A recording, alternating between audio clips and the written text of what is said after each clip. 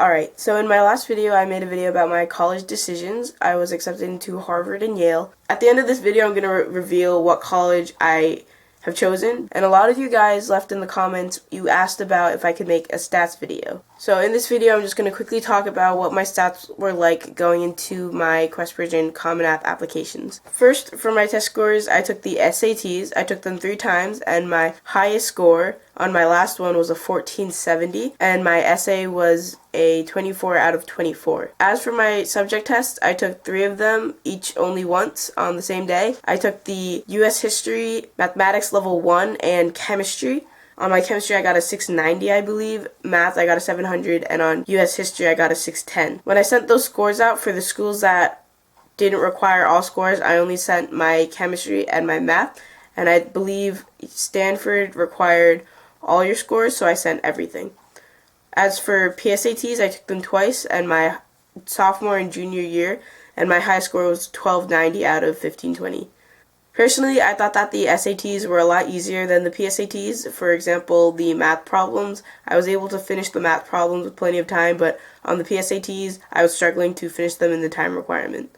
As for extracurriculars, I did quite a few, but I'm just going to list a couple. I was editor-in-chief of newspaper, a stage manager for drama, captain of the swim team, a vice president for DECA, captain of the mock trial team, and I believe that's it. I also played tennis and did clubs such as academic decathlon, and I received a couple of awards through clubs. For academic decathlon, I got 3rd and 2nd, 2 different years in speech, and in DECA, which was formerly FBLA but then changed to DECA while I was at high school, I won a few 2nd and 3rd awards, and then 1st place my junior year in Principles of Finance. Most of my clubs were 4 years, a few were 3 years, but anything that was 2 or 1 years I didn't list on my college application.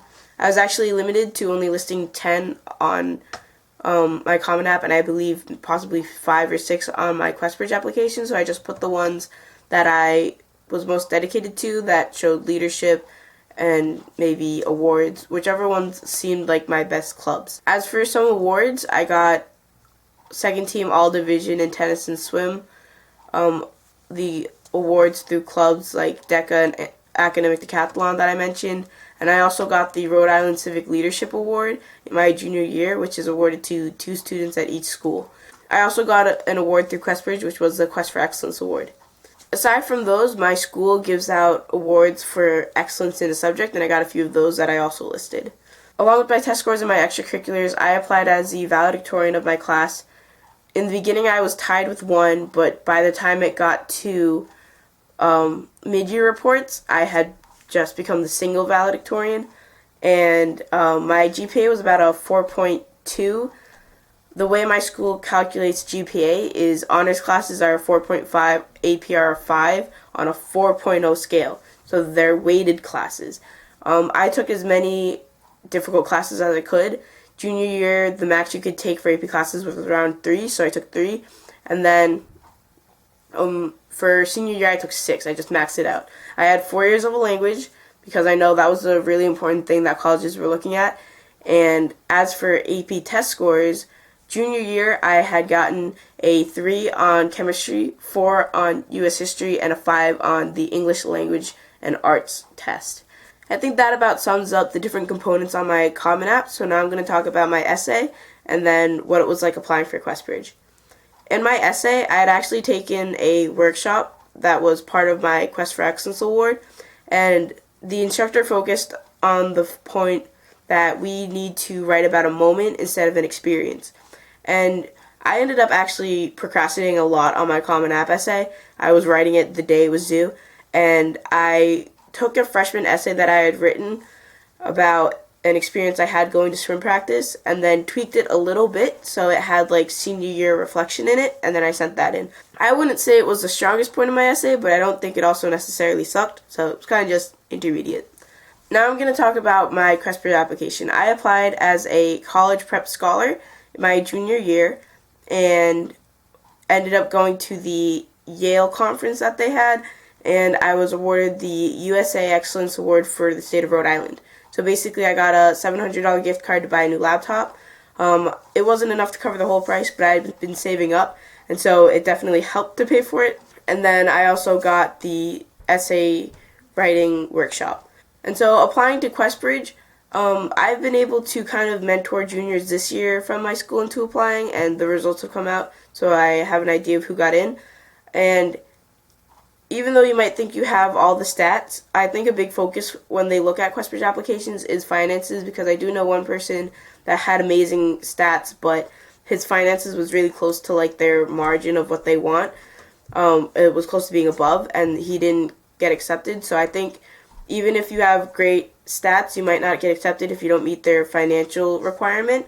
But just because that happens doesn't mean that, oh, your chances of getting into an Ivy League are over. You definitely still can. It just means that you weren't right for Questbridge. But that doesn't mean anything less of your stats, like your scores and everything. You still have the qualifications to apply for a good school. And the thing I liked best about being a Questbridge Prep Scholar was definitely joining the Facebook group.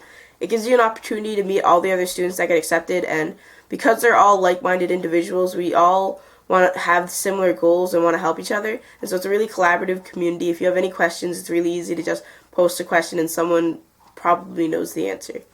And so senior year, I had to reapply as a college match finalist, and it's not guaranteed that you have a spot, but most college prep scholars do qualify, and I was accepted. As a college prep scholar, I was able to do the match program. I ultimately ranked 5 schools, waited for match day, and thank God I actually matched to a school. I matched with Yale, and it was an amazing feeling. A great sense of relief just flew over me. And going into regular decision, I let my applications from the match program just roll over to regular, and I added Harvard for the sake of adding Harvard. And when regular decisions came out, I was surprised to find out that I got into Harvard. And since I didn't really have a top choice going into schools, I decided to both give each of them an equal shot. And so I went to Psats and I went to Bulldog Days, and after that I was able to make my decision. Similar to being part of the College Prep Scholar, the reason I loved being a match finalist was the Facebook page, just getting to talk to everyone as we're going through the application process and just kind of like compare schools. Everyone's really knowledgeable on everything, so if you have a question about a school, one person can answer it. If you have a question about applications, someone can answer it. I'd say the hardest part about being a Questbridge finalist was in the application process. The deadlines are really close. The deadline for a finalist is in September, results come in October, and then the deadline for applications is November, results come in December. And so it's a really tight-knit 4 months, and I only applied to 5 schools, but I know some people that applied to 12, and that's a lot of paperwork, a lot of essays, a lot of like financial aid forms to fill out. And another thing is that all your financial aid forms are due at the same time of your application. Usually if you apply to a school through the Common App, you get a little more time after your application is due to finish your financial forms, but because of Questbridge Scholarship Program, they're all due at the same time. So it's a lot of paperwork to get done. You really want to start early, start looking into what schools you want to apply to, and like have a spreadsheet. But I mean, it's not impossible, it's doable. And so I thought that was a really cool experience to do the college match program. The community is extremely nice, and the partner colleges each have chapters for Questbridge. And so that's one thing that I really like. When I visited Yale for Bulldog Days, it was really nice to see the Questbridge community and meet all the friends that I had made online in person. And I think just because we all come from somewhat similar backgrounds, it's really easy to connect with those people, and you make memories for a lifetime. And so I think the thing that got me into these schools was that I had a focus. After getting into schools, I started watching admissions videos, and one common thing was that each college is looking for a focus. So my focus was social studies. My clubs were mock trial, model legislature. My award for academic decathlon was in public speaking. So I think the school could picture what I would be like on campus, someone involved in debate and political clubs. And since Harvard and Yale are both really strong in the social studies departments, I think that's what got me in. Because I had shown such a strong interest in politics, I had that focus, and the college admissions officers could kind of picture what I would be like on campus. That doesn't mean you have to follow that path. I think I will major in something like STEM instead of social sciences, but as long as you can show a focus going into applications, I think you'll be all set. Finally, I just want to reiterate that as long as you meet, like, say, a certain benchmark for everything like GPAs and test scores, when it gets down to it, you're competing against everybody else that has similar statistics, and so a lot of it is going to be pure luck, even though that sounds kind of terrible. So you want to widen your numbers, apply to as many schools as you can, and if I can leave you with one comforting thing, I read an article that said 80% of high-achieving students get into at least one top-tier school. And so, because it is just luck, try to broaden your horizons, and if you don't get into one of these schools and you do believe you have the stats to get in, it doesn't mean anything less on you, just that the universe had different plans for you. And so you just gotta have faith that everything's gonna work out in the end. Good luck to those applying next year. Now, I almost forgot, I'm going to announce what college I chose to. So after attending both Psats and Bulldog Days, I will be attending Yale University for the class of 2022. The reason I chose Yale is just simply because when I stepped on campus, I had this overwhelming feeling that this was home. I vibed well with everyone there. It was super easy to make friends. Not that I didn't make friends at Harvard, I did, but there's just something about Yale that I feel I'm really meant to go there. It just really feels like the place I'm meant to be, and I'm really excited to go there. I had an amazing time at Bulldog Days. I love the campus, I love the facilities, I love the faculty, and I love the people there. And so I'm really excited to go.